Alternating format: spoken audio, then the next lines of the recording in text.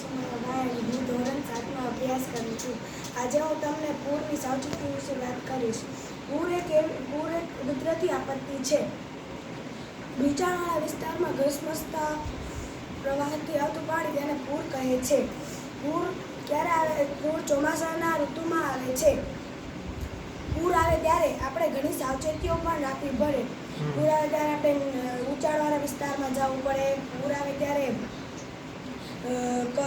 થાંભલા ઇલેક્ટ્રિક થાંભલા પાસે ઊભું ન રહેવું પડે, વૃક્ષો પાસે ઊભું ન રહેવું પડે. અને અગર ગમે તે પ્રાણી હોય એને બાંધેલા હોય તો આપણે ખોલી નાખવા પડે, કેમ કે પ્રાણીઓને પણ નુકસાન થઈ શકે છે. બરાબર. પૂર, ગ્લોબલ વોર્મિંગ, વૃક્ષોનો વિનાશ, આવા ઘણા કારણો પૂરને આમંત્રિત કરે છે.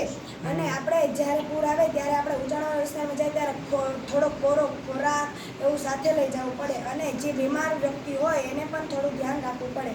જ્યારે પૂર આવવાની હોય ત્યારે આપણે સમાચાર સાંભળવા, મોબાઈલમાં સાંભળવા, રેડિયોમાં, અને ખોટા સમાચારોથી દૂર રહેવું જોઈએ. અફવાઓથી દૂર રહેવું જોઈએ.